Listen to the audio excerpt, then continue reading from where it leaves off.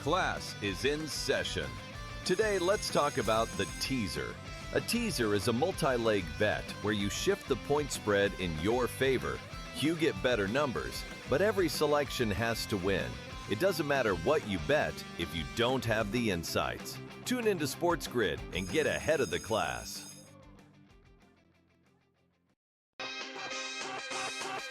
I don't think he was trying to take a shot at the team at all. It was just a plain and simple and obvious fact. I think what's difficult, though, is, and I agree with you, right? I guess I agree with LeBron. The assessment of it all, it's why the Lakers organization seems to be comfortable with that truth, unless they disagree. But again, I don't really know how you disagree. Game time decisions, only on SportsGrid. You guys had 2 weeks to prepare for this game. You knew you were facing a Mike McDonald defense that disguises everything, and that was your game plan, to play scared. I mean, Mike Vrabel, I love the guy. He played that game, Donnie, like it was a preseason scrimmage in August and not the Super Bowl. The early line, only on SportsGrid. It looked like a clump of grass. It didn't look like an eagle. That's the one, by the way, USA Today claimed was the best ad. They thought the Lay's ad was number 2. The worst ad was any ad that had AI in it or had an AI company behind it. It wasn't because of the AI. It was because they were the most nonsensical ads you've ever seen. Does anybody look at these ads and understand if they are actually trying to do what they're trying to do, which is to showcase the product as opposed to being great with AI?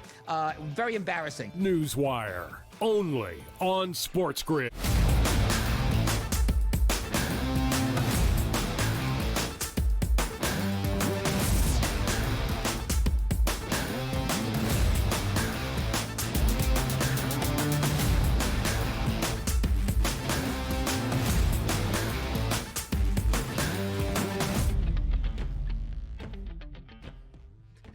It's Friday, people. It's the early line. It's the SportsGrid Network, and we are ready to go. 2 hours of action-packed information you need to get you through the weekend, which will include, could it be, a Sunday morning battle between Canada and the United States for men's hockey supremacy? We saw it yesterday on the ice. Overtime 3-on-3. Team USA with a victory over Canada, and many more gold medals, silver medals, and bronze medals handed out. Also understand this. You had NBA back in our lives last night. The second half push is officially here, even if that means only about 25, 26, 27 games left here. We're ready for the challenge and so much more. Donnie Rightside and Joe Ranieri, we're here for the next 2 hours to make sure you know exactly what you need to know, Joe.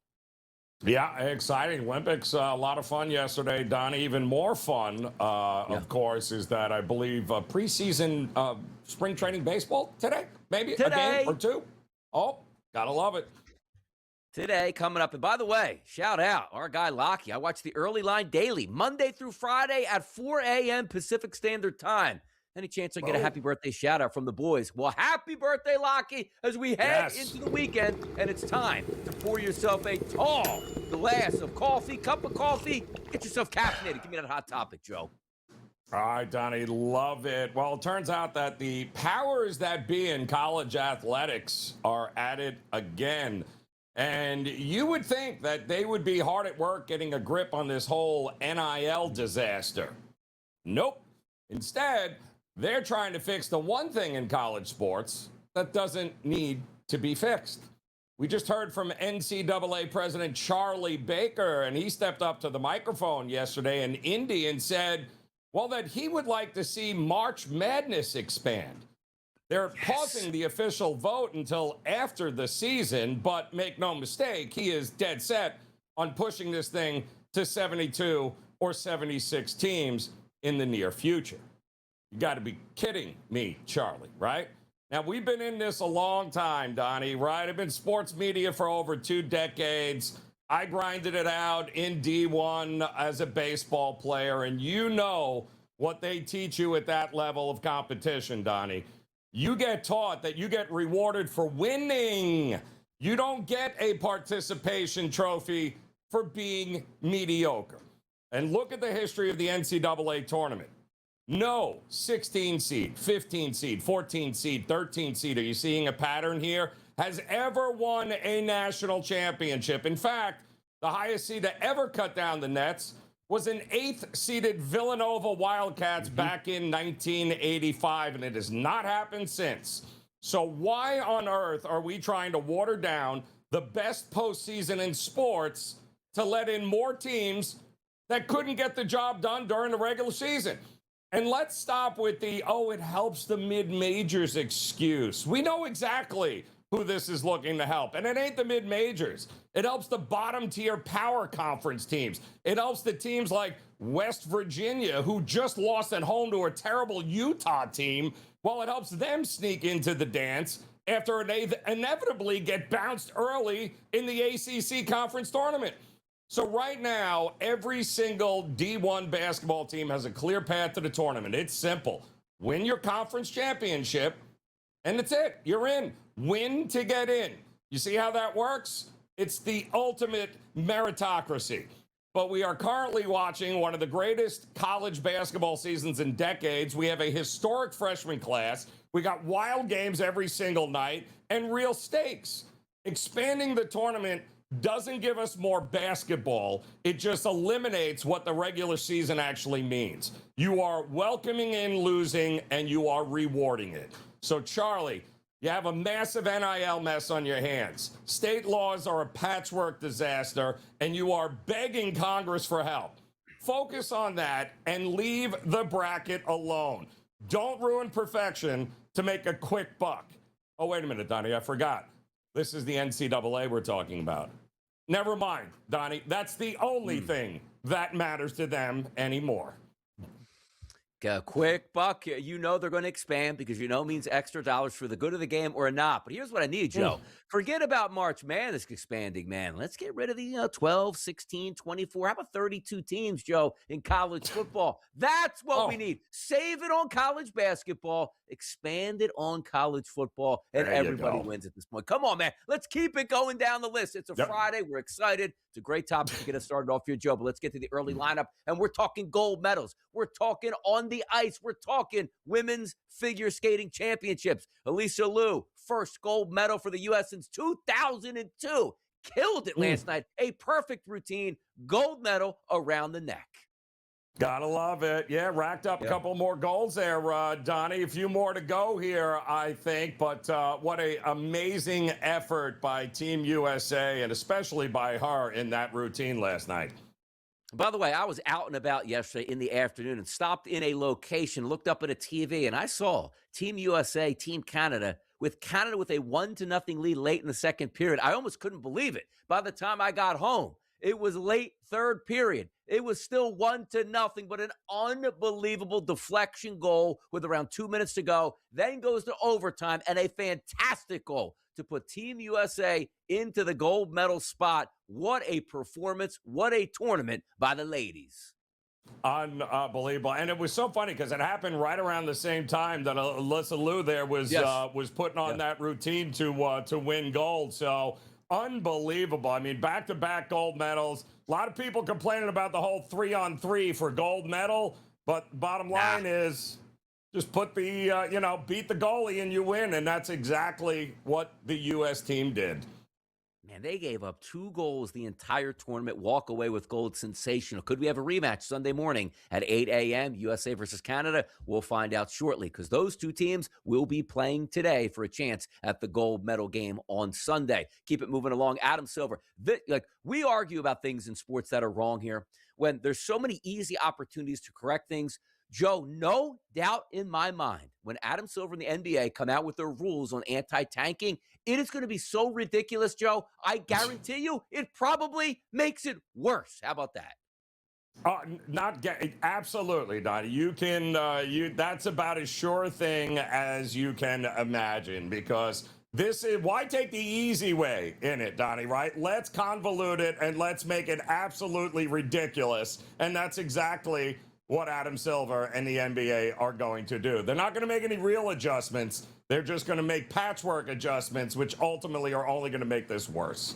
Oh, it's going to be. I can't wait to see it. There's so many simple options. Just like, you know what, that makes some sense. And they never make sense in the NBA at this point. It is what it is. The Chicago Bears, could they be on their way to Indiana here? And Indiana's going to have two pro football teams there, and you're not going to have any in the state of Michigan, Chicago, wherever. I mean, what is the deal here at this point? Illinois, pay up for the Bears.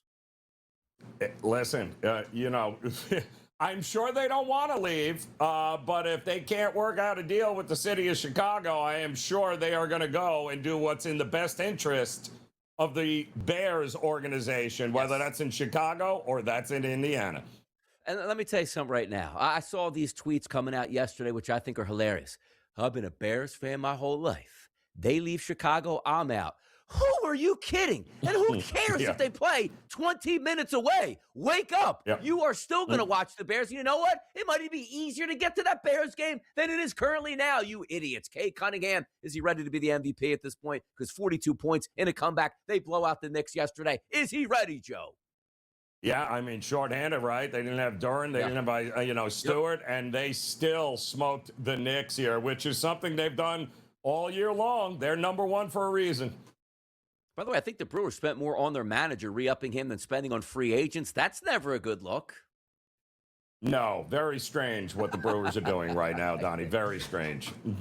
Bye, Joe. We always talk about the predictive markets. Do you want to buy in? You got your exact result you wanted yesterday. Scheffler with a terrible round number one. Check me back on Sunday afternoon and see where that boy is actually at in the standings. The Friday here. We're ready to go. We'll be right back in.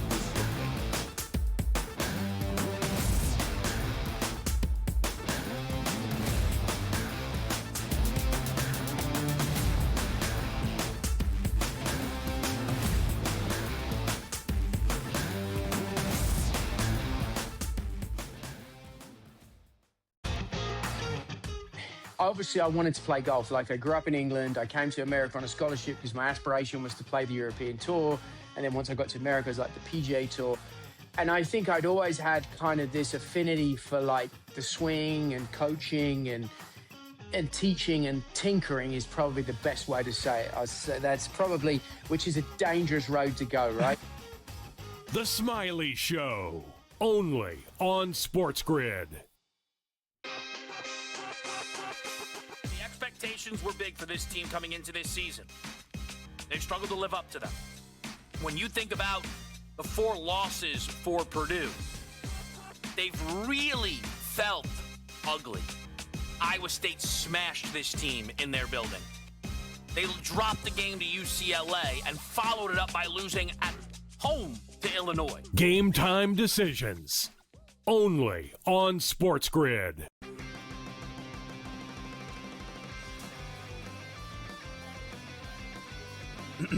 Class is in session. Today, let's talk about the teaser. A teaser is a multi-leg bet where you shift the point spread in your favor.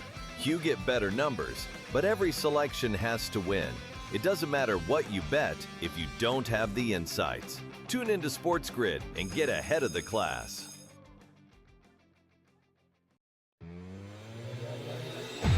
You had the over in U.S. Latvia. That literally was, I don't like the term bad beat, but it's a bad beat when you have 2 goals overturned in the first period alone and you outshoot a team like 300-6, and you can't get it over. You can't get it over 6.5, and the game finishes 5-1. In similar situation with Germany and Denmark. In-game live, only on SportsGrid.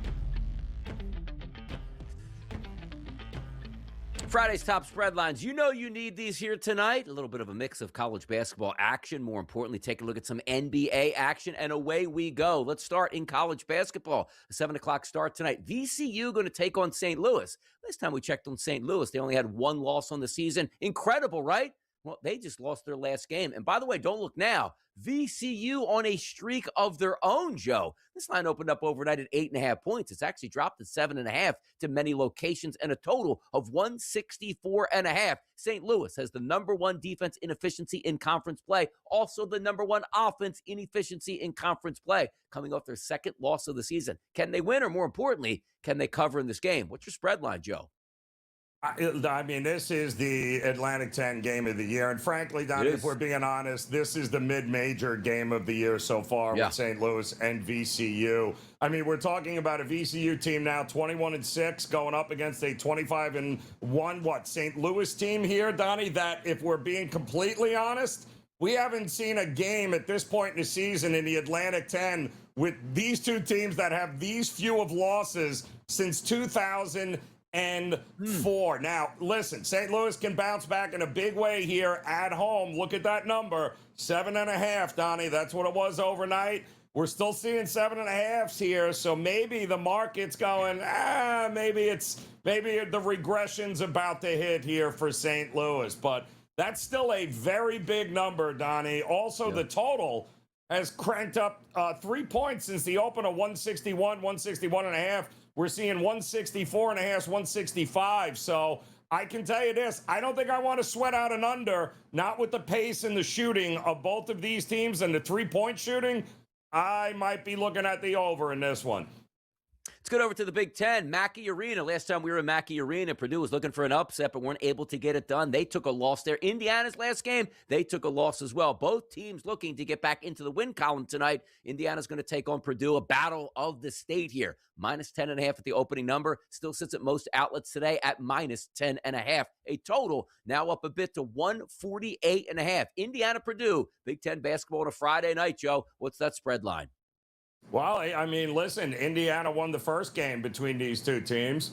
Can they go ahead and do it again in this one here, Donnie? I mean, the market doesn't seem to think so, though, because it's already been all Purdue, it looks like here. Now up to 11 at 148.5. Listen, Mackey Arena has not been kind to Purdue, but that's when they got to play the Michigans of the world and the better teams of the world. But right now, I don't consider Indiana to be anywhere in that ballpark. So, yeah, I think this is a get-right spot for Purdue, and so does the market. Double digits here at Mackey Arena. Could be a long night for Indiana.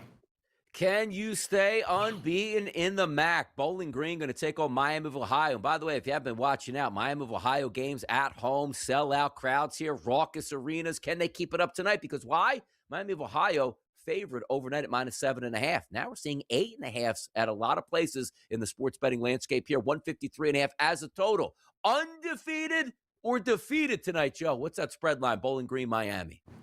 The only remaining unbeaten team, Donnie, right, in college basketball. And listen, they are scrappy, if nothing else. It's not like they're so dominant they're blowing teams away. But in the second half, Donnie, when they need buckets, when they need to get a stop, they get them. I mean, they're as scrappy as a team as you are going to see, and now they have an opportunity to keep it rolling. Listen, Ken Pom has them as about a 30% chance to run the table in these remaining 5 games. Wow. The Redhawks are at home. They got 3 more games on the road, Donnie. I think this one we shouldn't worry about, but again, if it ain't broke, why are we trying to fix it with this team? I don't think Bowling Green's got enough in the tank to take them to task on the road. I think the Redhawks get it done and cover this game here tonight. Keep it moving. Stay undefeated. Let's get the party started. Only a couple weeks left in the regular season. Can they run the table and stay unbeaten into the conference tournament? We'll find that out shortly. Can they pick up that W tonight? We'll find out. Miami Heat, Atlanta Hawks. Let's go over to the NBA. Last night, the Atlanta Hawks rolled into Philadelphia and said, you don't have Joel Embiid there. Good luck. And they came away with a victory. Now they're coming back home to take on the Heat, Joe. 3.5-point underdogs are the Atlanta Hawks in a total listed at 243.5. What's your spread line for the Heat and Hawks tonight? Yeah, well, this is a battle here, right? Two teams battling for that bottom half of the the tournament here, or actually the playoffs, rather. Miami currently the 8th seed, trying to hold on here. But the good news is Tyler Hero back for the Miami Heat here tonight. Finally, he is ready to go. He's only missed, 45 games so far this year. That's great. with a whole bevy of injuries. So hopefully he's healthy enough for this entire game, Donnie, would be great. Terrible spot for the Hawks, second of a back-to-back, travel included. They had to go to Philly. Now they have to come back home. Miami's been waiting. And listen, Spoelstra has said they have no intentions of taking their foot off the gas. They want to improve their position. I can see them doing that here tonight. They've always done well against Atlanta, certainly in Atlanta. Would not shock me here if Miami wins this game going away. Sprint to the finish in the NBA as they head towards the playoffs. That's going to take a look tonight here. The Clippers going to take on the Los Angeles Lakers. This game, of course, it's in Los Angeles, but not at the Intuit Dome. It's going to be at Crypto.com Arena. Opening number last night, -7.5. That's actually down a point at most outlets to 6.5 across the board as a favorite towards the Los Angeles Lakers. A total of 224.5 listed now for that. Clippers, Lakers, spread line. Joe Ranieri, what is it?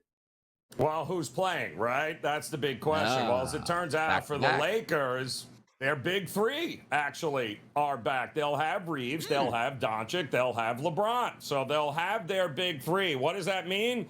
Likely no defense still for the Lakers here. But the Clippers last night managed to hold off the Denver Nuggets at home. And it wasn't a Kawhi Leonard showcase.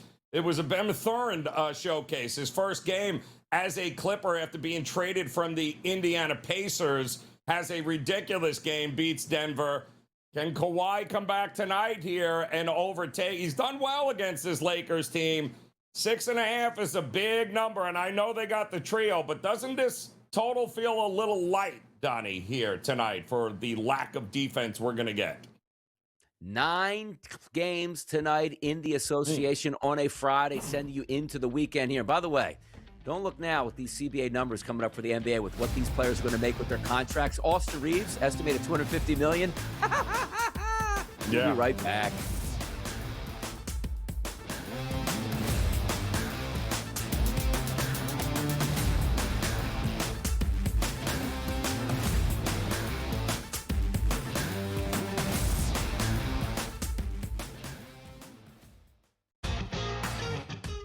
Obviously, I wanted to play golf. Like, I grew up in England. I came to America on a scholarship because my aspiration was to play the European Tour. And then once I got to America, it was like the PGA Tour. And I think I'd always had kind of this affinity for like the swing and coaching and teaching and tinkering is probably the best way to say it. That's probably, which is a dangerous road to go, right? The Smiley Show, only on SportsGrid. Expectations were big for this team coming into this season. They've struggled to live up to them. When you think about the 4 losses for Purdue, they've really felt ugly. Iowa State smashed this team in their building. They dropped the game to UCLA and followed it up by losing at home to Illinois. Game time decisions, only on SportsGrid.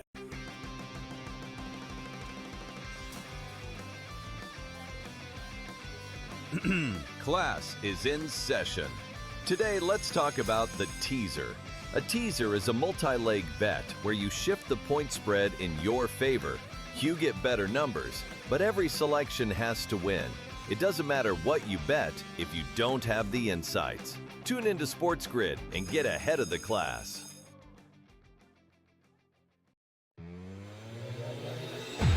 You had the over in U.S. Latvia. That literally was, I don't like the term bad beat, but it's a bad beat when you have 2 goals overturned in the first period alone and you outshoot a team like 300-6 and you can't get it over.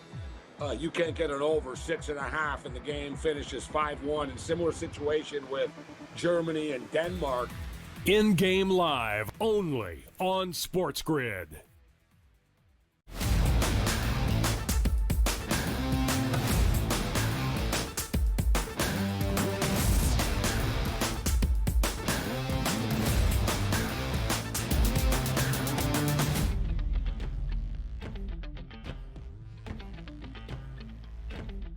Medal counts from the Winter Olympics. We love to update you each and every day. And by the way, maybe the last update we'll get will be on Monday morning. Because why? The Olympics will be over by then, and we'll have that final medal count. But as of right now, the U.S. is now tied for second place in gold medals with Italy at 9 after day 13 of the 2026 Winter Olympics. Norway, though, does continue to lead with a total medal count, Joe, of 34. U.S. 27, Italy 26, Japan 24, and Germany 21.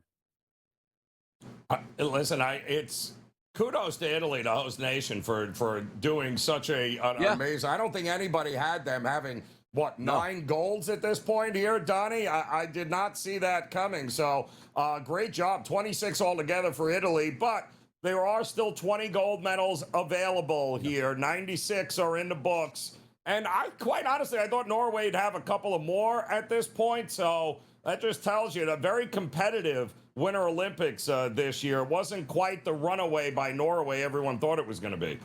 By the way, when you take a look, too, Joe, we started to analyze the Winter Olympics coming up. Those early numbers coming back had USA at 8.5 gold medals over or under. They get to 9, but as we saw over the next few hours at that point, they rose to 12.5. I don't think Team USA is going to get 13 gold medals, but if you got that early number at 8.5 at some of these outlets, you are cashing in some tickets. And the reason that we are up to 9 gold medals, a couple golds yesterday for USA, one of those was Alyssa Liu of the U.S. won the gold medal in the women's singles figure skating and a 20-year medal drought for the Americans in the event. Gold medal to the U.S. Yeah, amazing job, right? And it all happened within about 5 minutes of one another. She does the performance of a lifetime there, gets the gold. The USA women's team in hockey gets it done in overtime. So the broadcast yesterday was going ballistic right around that 10-minute time frame, Todd. We had overtime hockey, and for the first time, right, we end up getting that gold medal in the performance that was just, it really was flawless. It was amazing. So great day for Team USA.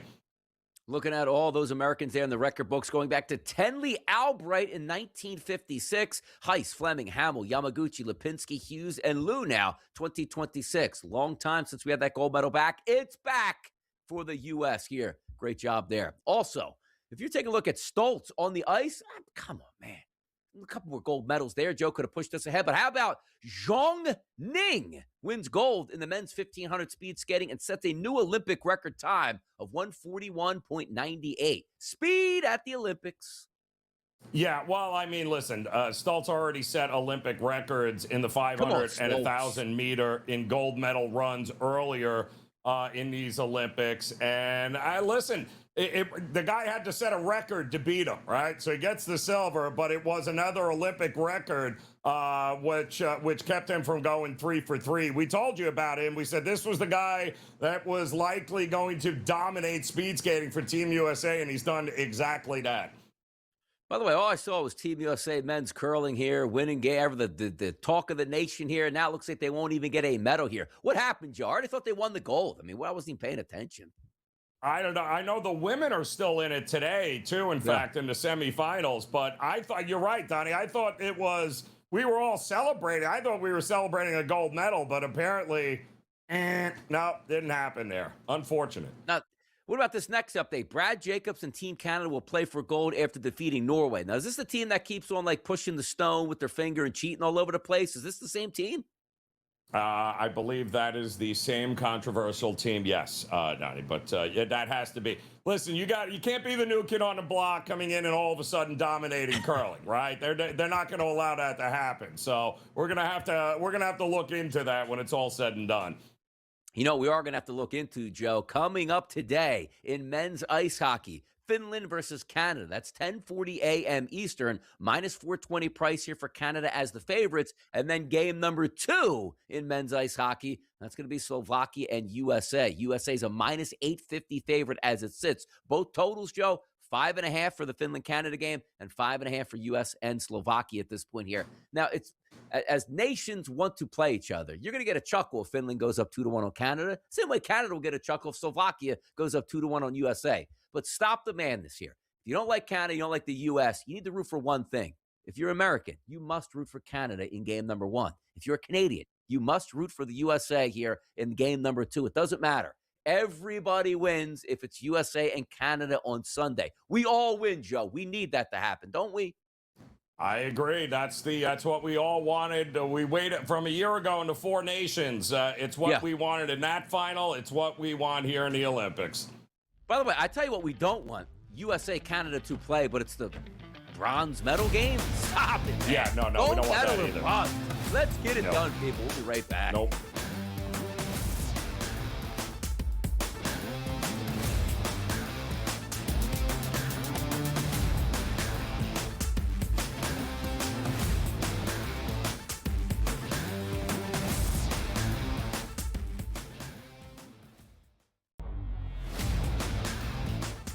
One check, one stroke of a pen, $43 million that you now have to spend in free agency. Ain't it fun?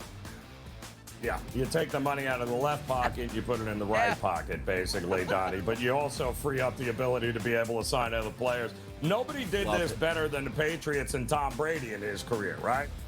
The Early Line. Only on SportsGrid.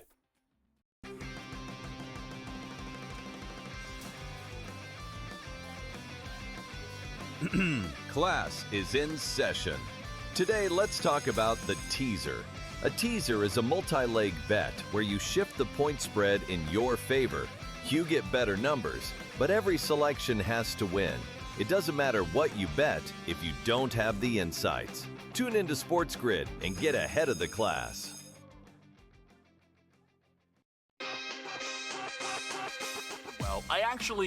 I ended up adding this since our show started here, Rohit, but his points prop tonight at 20.5 is the same number from the Iowa State game. That's a bit of a mistake, right? When we consider the gap in opponents here. I think Peterson specifically steps up.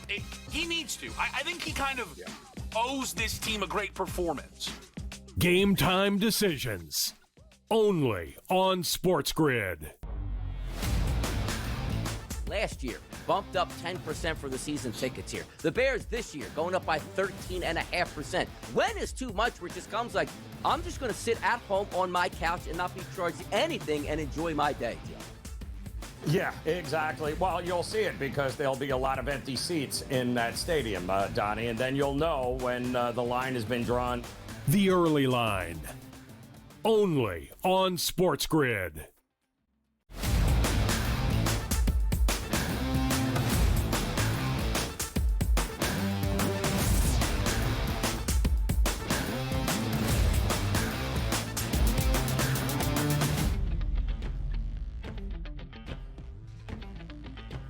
You know, some of my favorite segments that myself, DRS, and Joe Ranieri do on the show are just the topic segments that we have depending on what sport it is, because it's just fun to talk out and see how stupid some of these leagues actually are, Joe. So let's pick on the NBA, and they've been a punching bag for the past couple years. The one thing I don't fault the NBA doing, though, is they understand they have an issue, and the public perception always wins, that these players do not care about the regular season. That's truth. They tell you on a day-to-day basis or during the regular season how that actually plays out. Once they get to the playoffs, they absolutely love it. So if you remind ourselves, Joe, I think it was last year they put it in where you have to play a certain amount of games to be eligible for postseason awards. And most people are like, this is good because you theoretically shouldn't say, hey, you know what, I played 10 games, I'm still an all-star, and I got voted into the all-NBA team. But also playing a threshold for getting that, which means you can't just sit out when you feel like it here if you are not injured. So, breaking news. Steph Curry is now ineligible for any season awards here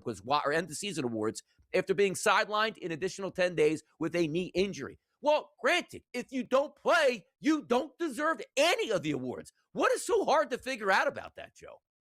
It's really not here, Donnie. And quite honestly, I mean, at this point, do we really think he cares? We're starting the clock on guys that... And here's the sad part, Donnie, right? They're going to miss all these games, but yet the numbers at the end of the season are likely going to be good enough for them to have won these awards over guys that played 20 more games than them. So what does that tell you there? But listen, it doesn't matter to Steph Curry, especially if he's not playing in the postseason. None of that matters to these guys. So if it comes down to, can we make the playoffs and me be healthy, or can I win some sort of scoring award? You know where these guys at this point think. I think, you know what, Joe, but like at the NBA, like I think it does hurt him. But understand this. Joe, they did it to themselves. The players Absolutely. did this to themselves. We would have never put anything in if the regular season meant something from one game all the way up to, let's just say, the 80th game where the last two games don't matter and you don't get anybody injured. We understand that. But if the league took itself serious in the regular season, none of this would happen. You could still be all NBA, Joe, play 51 games, and nobody would care because you probably were honestly hurt. But here's what they don't like. Oh, we're going to have national games on back-to-backs. You're going to sit this out, or I'm going to take the James Harden 4 or 5 personal games a year. You did it to yourself. Why is Steph Curry not eligible? Hey, Steph, your own players did this to yourself. You can't be mad at it here. Can't be mad at these players either getting paid. Victor Wembanyama expected to sign a 5-year, $252 max extension with the Spurs this summer. Feels like he just got to the NBA, and here's your $252 million, son. Not enough, as far as I'm concerned. He's worth twice that. Not only to the Spurs, but to the NBA. So you give him whatever you need to give him and keep him happy there, because that is going to be the face of the NBA moving forward for a very, very long time, Donnie. Wemby and the Spurs, man, you get paid. Look, man, if you were in that top threshold here and you're a good player, you are going to be minted, and that is guaranteed money no matter what he does, unless, something outside the law. He's going to be just fine. Injuries doesn't matter, but we're not hoping for any injuries. But I'll tell you one thing, though. I still can't get over, Joe. Like, you see Giannis on the court, it's like, man, that guy's a big dude. Like, Wembanyama on the court, dribbling the basketball, doing anything. It's like, how does this guy not score 100 points a game? He is so far more athletic just because he's so tall. I don't know. Like, how would you play this guy? Hey, Wembanyama got the ball. Try to take it from him. What? And he's got the finesse of a dude that's like 6'7". Like, so it's, and he can pull up from anywhere. What are you going to keep a hand in his face? Like, you can't. Yeah. Like, he's got clean looks. He's got anything he wants. And he's not, what is he, barely 21 years old, Donnie? I mean, what is this guy going to be like at 24? 25, where he's going to start filling out a little bit. And my goodness, the sky is the limit for this guy. But there is nothing he can't do. All you got to do is keep him healthy. That's the one thing you got to worry about with guys that big. Just keep him healthy, and the sky is the limit here.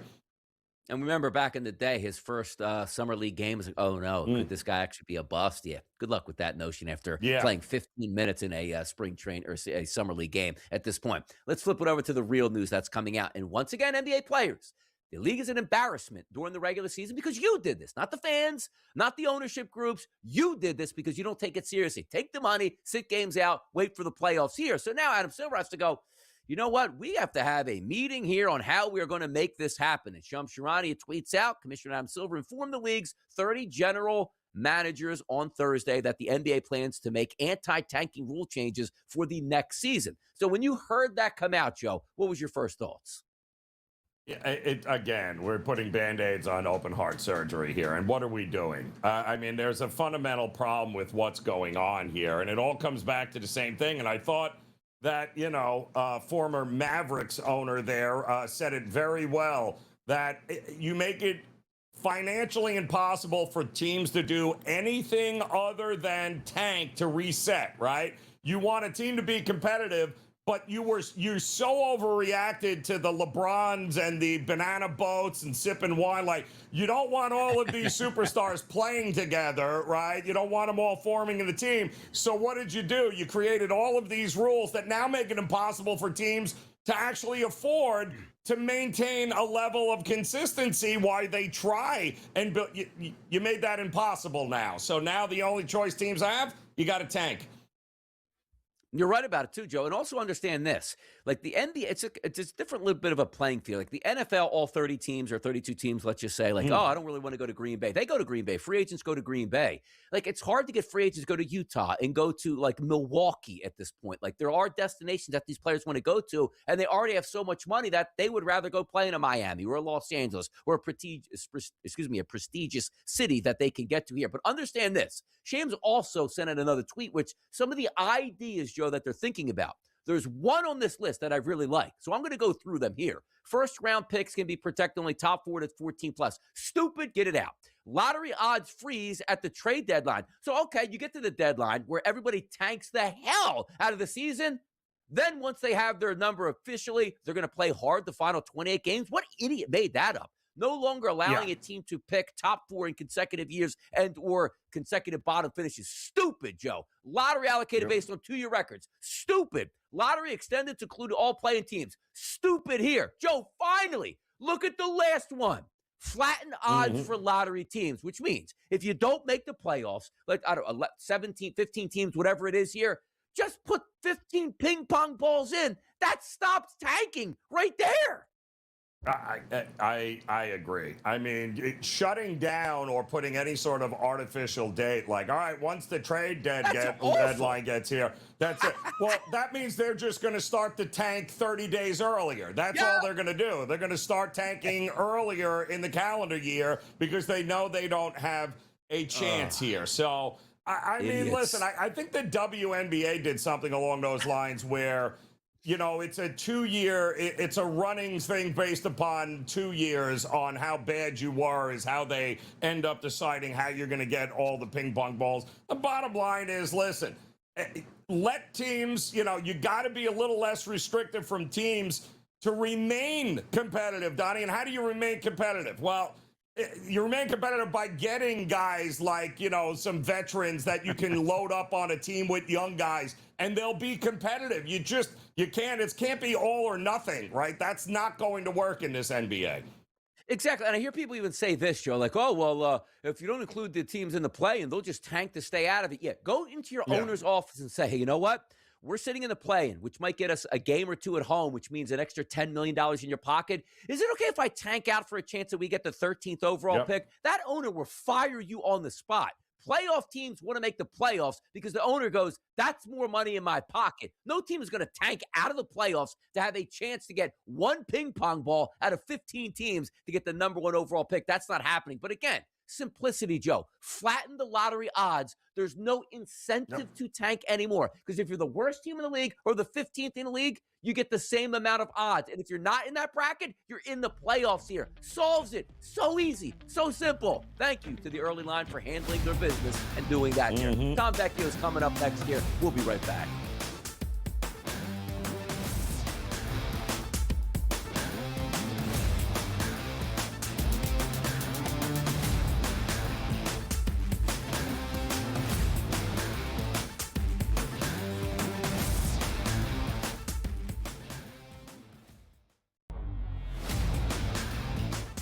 One check, one stroke of a pen, $43 million that you now have to spend in free agency. Ain't it fun? Yeah, you take the money out of the left pocket, you put it in the right pocket, basically, Donnie. But you also free up the ability to be able to sign other players. Nobody did this better than the Patriots and Tom Brady in his career, right? The Early Line. Only on SportsGrid.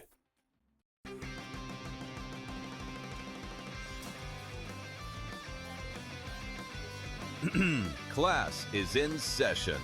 Today, let's talk about the teaser. A teaser is a multi-leg bet where you shift the point spread in your favor.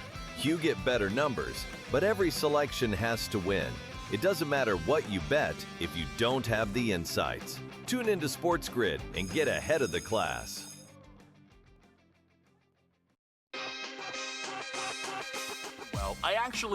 I ended up adding this since our show started here, Rohit, but his points prop tonight at 20.5 is the same number from the Iowa State game. That's a bit of a mistake, right? When we consider the gap in opponents here. I think Peterson specifically steps up. He needs to. I think he kind of owes this team a great performance. Game time decisions. Only on SportsGrid. Last year, bumped up 10% for the season tickets here. The Bears this year going up by 13.5%. When is too much where it just comes like, I'm just going to sit at home on my couch and not be charged anything and enjoy my day, Joe?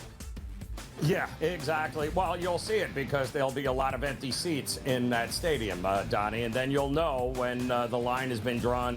The Early Line. Only on SportsGrid.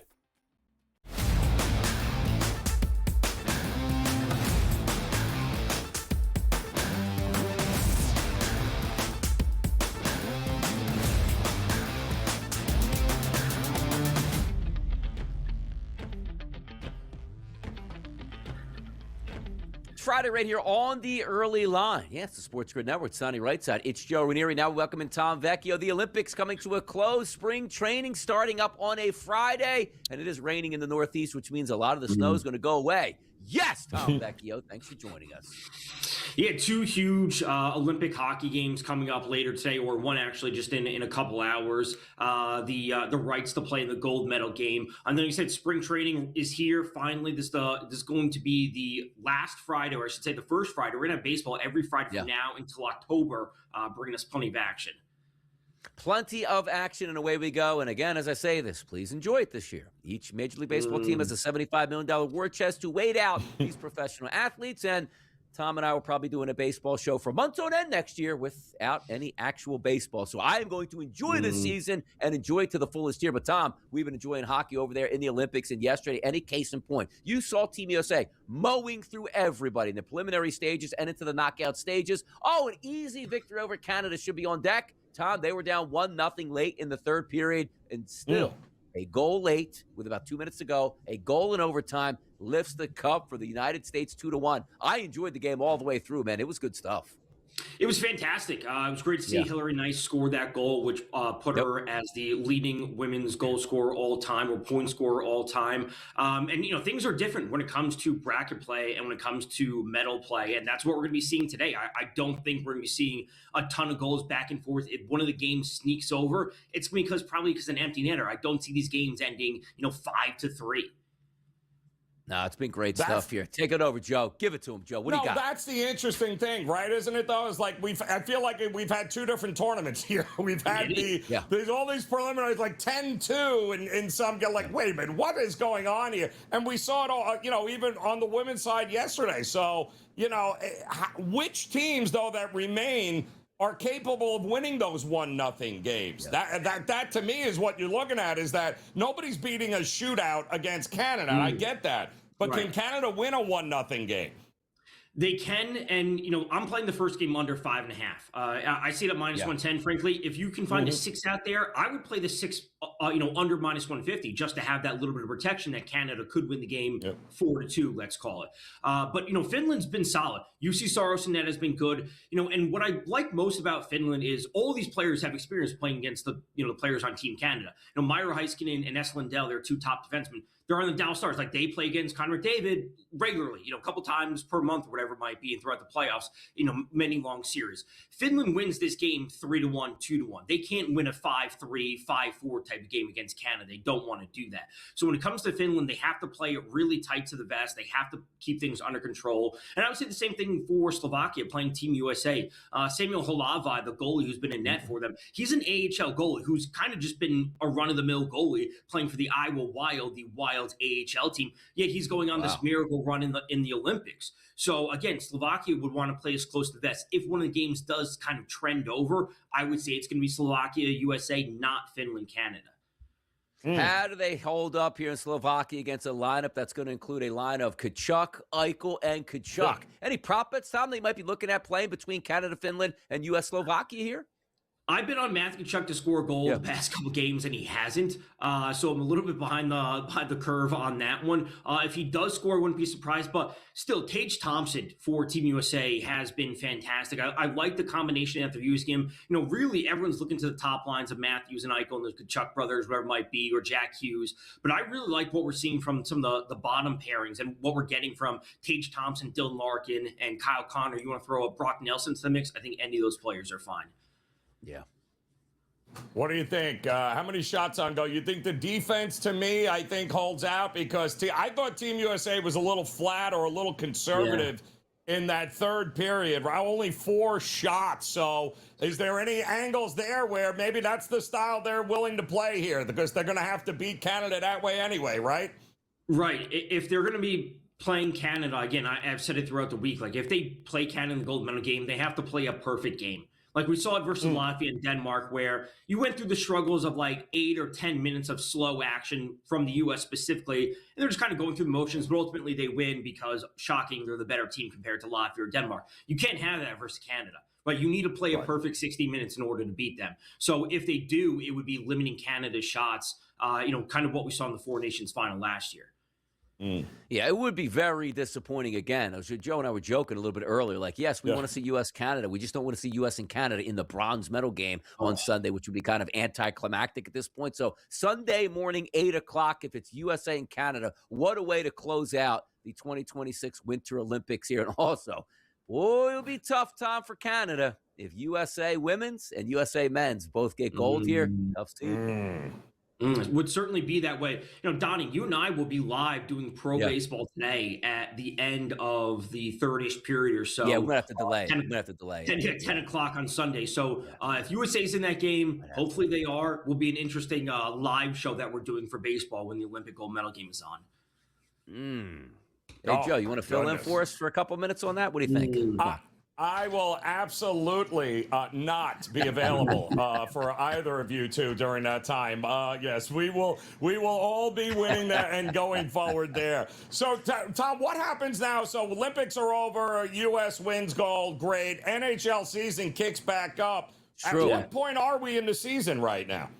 We're over halfway, so the trade deadline will be coming up soon after they resume. It's March 5th or 6th, I forget the actual date, but this is make or break for these teams. So what I'm going to be looking at is all these teams that are heavy favorites. I have no interest in backing them, especially right after this jump. Also, we're going to be looking at teams that have 4, 5, 6 players who went to the Olympics. A third of their roster didn't get rest.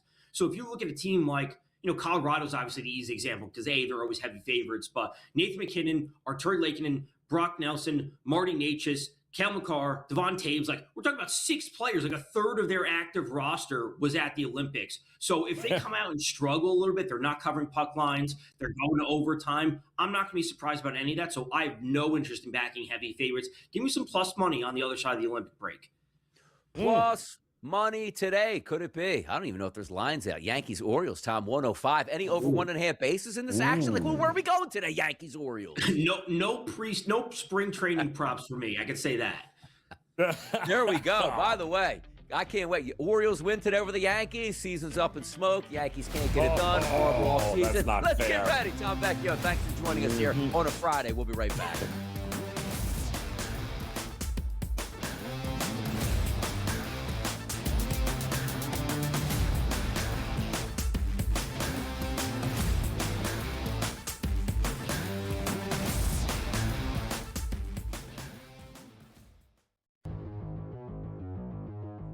George Rutschman is an interesting one here. I mean, this was somebody that we were told was going to be a superstar.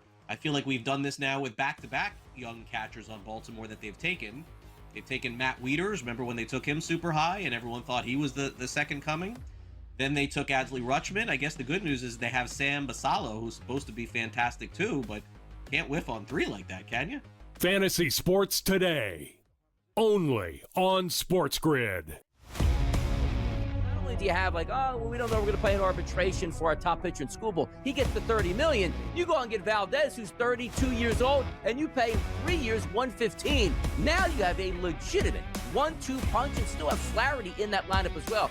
If you're looking at a move singularly that I didn't expect to happen here and loved it, Detroit's move to get Framber Valdez, sensational for me. Pro Baseball Today, only on SportsGrid.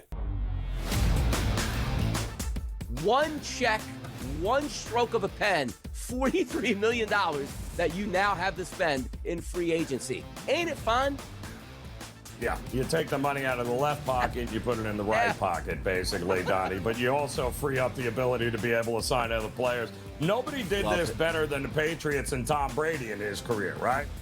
The Early Line, only on SportsGrid.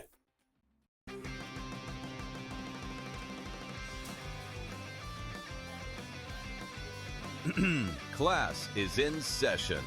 Today, let's talk about the teaser. A teaser is a multi-leg bet where you shift the point spread in your favor. You get better numbers, but every selection has to win. It doesn't matter what you bet if you don't have the insights. Tune into SportsGrid and get ahead of the class.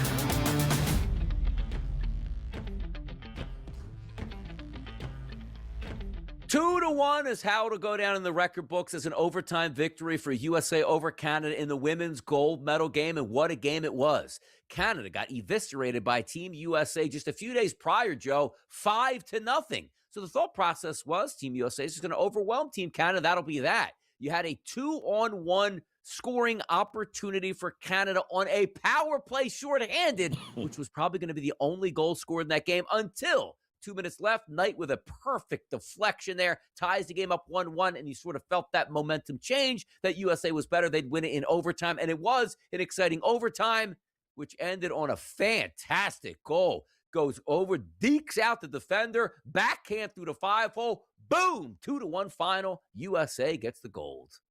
I mean, just filthy. That whole move, Donnie, was absolutely filthy. It was nice. What Megan Keller did, and again, a defenseman no less, right? You know, and she ends up pulling off that move, and I think even Team Canada was like, "Wait a minute, what just happened here?" It was that beautiful of a goal. But maybe the best was, you know, they had to pull the goalie, and how many times have we seen that already, both on the men's side as well, where it's, all right, give me that extra person. Here we go. There's 60 seconds on the clock. Here we go. And boy, oh boy, all hell broke loose. But what a goal.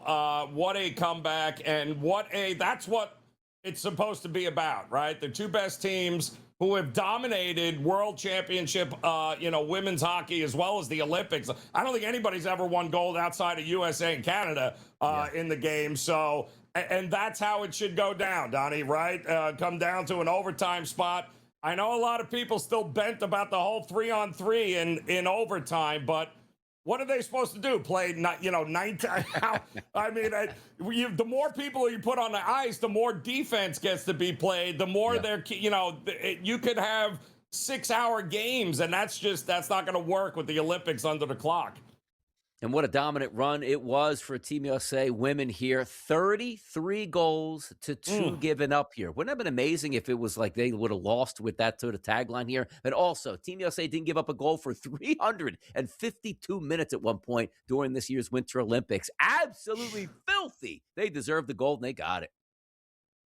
Put it down. Gold around there. Deserve it. Now the men got to go ahead and step up. And get it done. And Canada, too. Listen, they owe it. They owe it to the women's side to make sure that it's USA versus Canada in the gold medal match here. And something tells me we're going to see a little bit different with the scare that was put into both USA and Canada in overtime games. I think we're going to see a little more desperation out of both of those teams in these games today.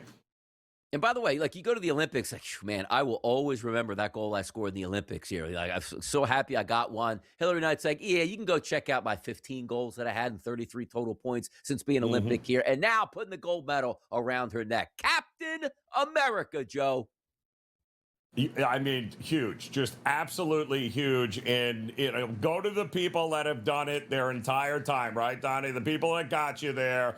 And now setting all sorts of records for goals in the Olympics. And what a beautiful deflection. It had everything you could possibly want. Certainly if I'm the Olympics, right, Donnie? I mean, nobody wants a 5-0 blowout situation in a gold medal match. And that's what we got. Drama. Because in the middle of the day yesterday, Donnie, you're out and about, right? You're stopping what you're doing. Think about how many people in Canada and the United States at 3 o'clock in the afternoon were like, oh boy, got to get to a TV here. Got to get to the TV. Fantastic finish as we saw. But how about this, Joe? We got video. How about winning a gold medal and being a mom, huh? Ooh. Kendall, congratulations. Now a 2-time gold medalist, but first as a mom, how different does this one feel for you? It's special. It's been a journey, to say the least, to get back to this point after giving birth 2.5 years ago, and just so happy for this group. It's a special group. I've been a part of a lot of teams with USA Hockey over the years, and there's something really, really special about this one. And I never doubt. I knew this was the outcome. The gold medal, man. Must be nice to have a gold medal and have a kid, Joe. How about that? Yeah, 98, 2018, and now 2026, I believe, are the golds now for USA women's hockey. So keep racking them up. That's what it's all about. Rack up the ratings, too, Joe. How about this? NBC says the U.S. men's hockey team's overtime win over Sweden averaged 6.9 million viewers. Most watched Olympic men's hockey game since the 2010 Vancouver Olympics gold medal game, U.S. and Canada. Here's the issue that we have sometimes, Joe, which we'll talk about this maybe a little bit later in the show. Those numbers don't really translate back because I'm a Flyers fan. Ain't going to make me watch 1 second of Flyers hockey. But I love Olympic hockey, just like a lot of other people as well. Hour number 2 next.